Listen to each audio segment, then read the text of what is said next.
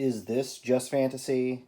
Sure, why not? This is The Hunger in the Dusk. So this is one of my favorite series from last year, and it's as of the week I'm recording this, I will be picking up issue 6.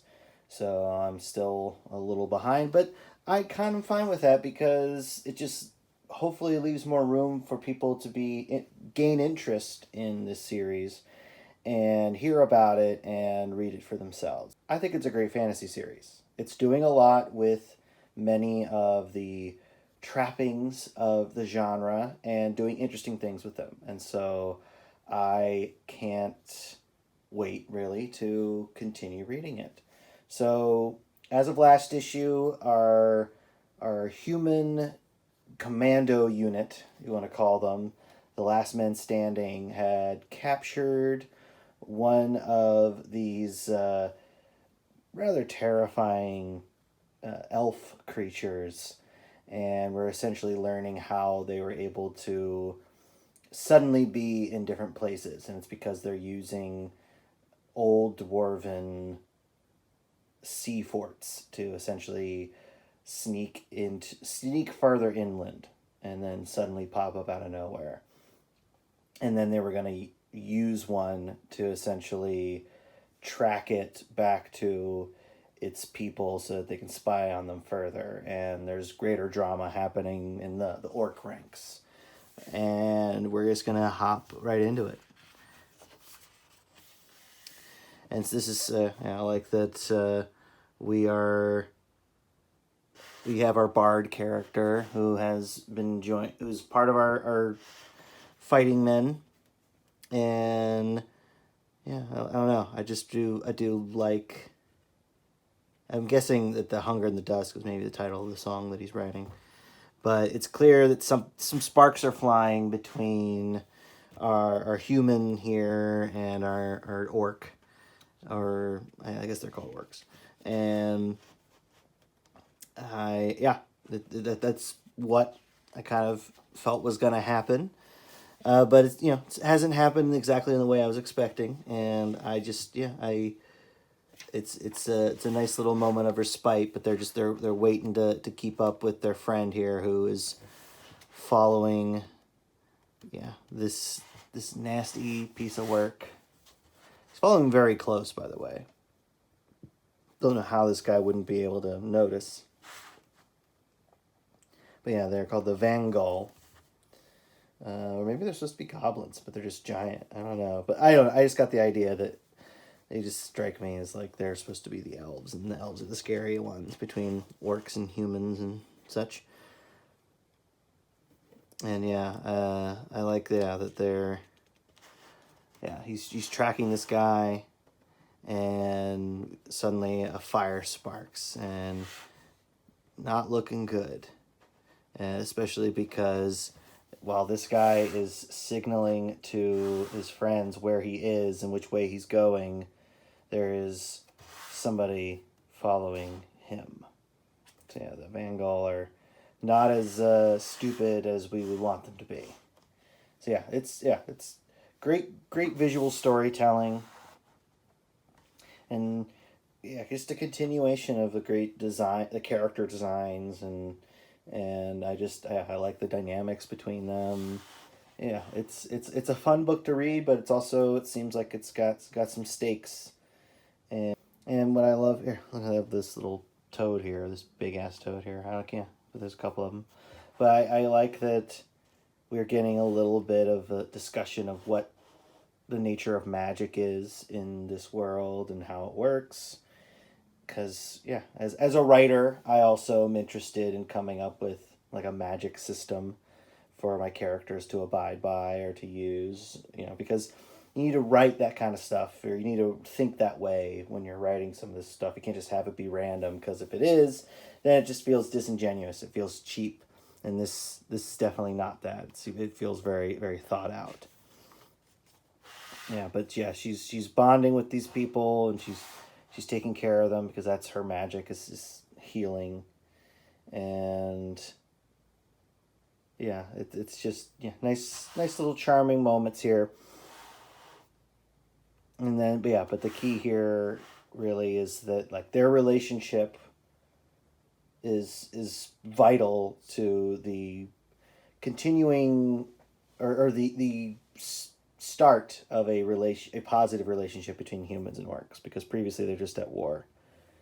And yeah, they are, and that's all because the orcs, for the most part, aside from this one group of them that has sent an orc among the humans, aren't really interested in peace because they just see the humans as a menace and as a pest race, and they just want to move them out so that they can just take over. But these orcs, or our orcs, you could say, are more aware that no, we need to work together. We need to forge peace because it's only together that we're going to be able to survive the Vangal, this greater threat.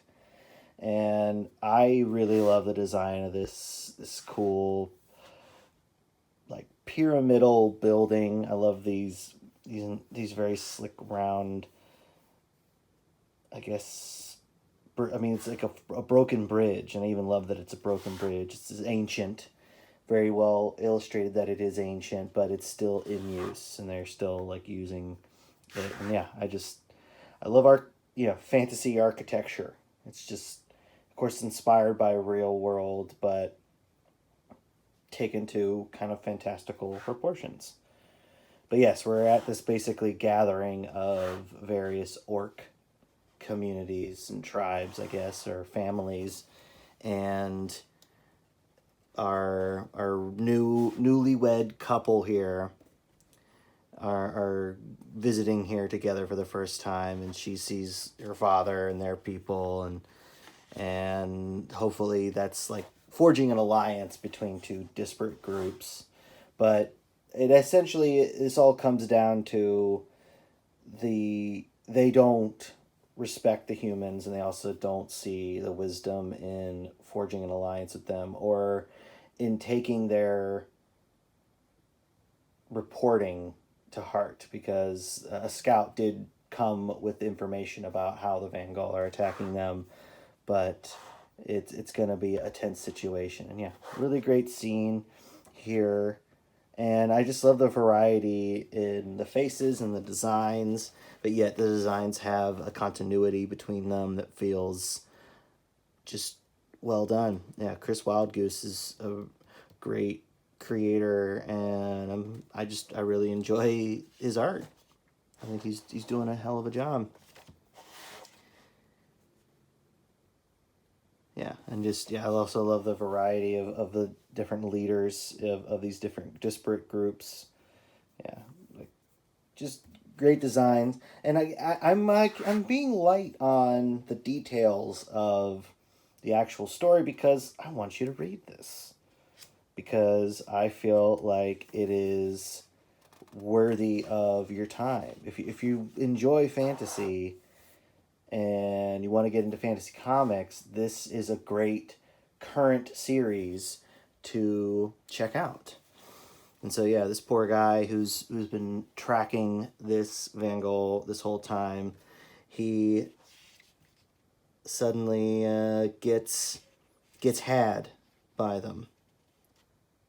Yeah, and so yeah, he gets dragged into the ancient dwarven fort, which we talked about last time. I said that I found it interesting that multiple worlds, including to some extent Tolkien, have the dwarves as mostly, if not entirely, extinct by the time the story is happening. Or at least in the case of Tolkien, it's not that they're extinct, it's just that entire massive kingdoms can just disappear, and nobody knows why, or largely most people don't know why. And yeah, it's but anyway, yeah, no dwarves in this world. They're gone. And yeah, just love this. Yeah, this great political debate. Yeah, because that's something else that I think I enjoy about fantasy worlds, is like getting into the world's kind of political dynamics. I don't know.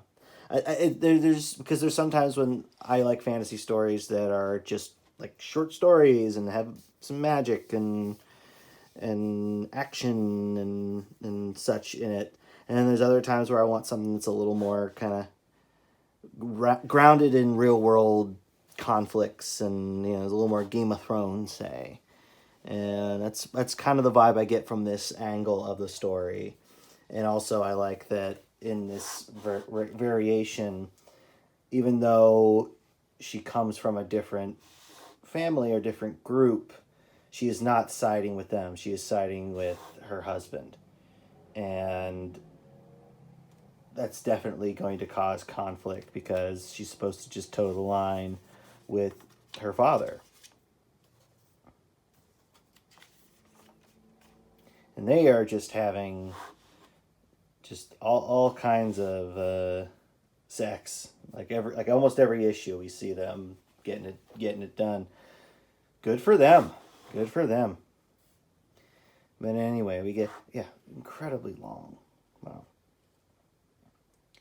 We get our first glimpses inside these dwarven ruins, and we're given the sight of potentially a greater antagonist. Yes, and they call themselves the Lord of the Sky Dwellers. But yeah, what a cool, like a crazy design. Makes me think of like Magog, like Magog's helmet from DC Comics. And look at this crazy sword. It's very fantasy, but that's what's fun about it. Have fun with it, folks. Have fun with it. Yeah, it has skulls of what looks like orcs down here. Anyway, that's the end of the issue. And so he's not just immediately killed, but probably left there as a trap for his fellow warriors. Yeah, that was a very abbreviated run through it. But again, at this point, it's hard to get too specific with it just because I really would like people to read this. I want this to be successful because it's not just that, like, I want this to go on for 50, 100 issues. I don't know. It's not even that. It's just that I want more people to support fantasy comics that are being published right now, because then the publishers will be like, oh, there's a demand and interest in fantasy and comics. We should bring in more creators who are making fantasy comics. Creators like me. Surprise, I'm just in it for me, folks. So I'm here to hawk my comic side questers.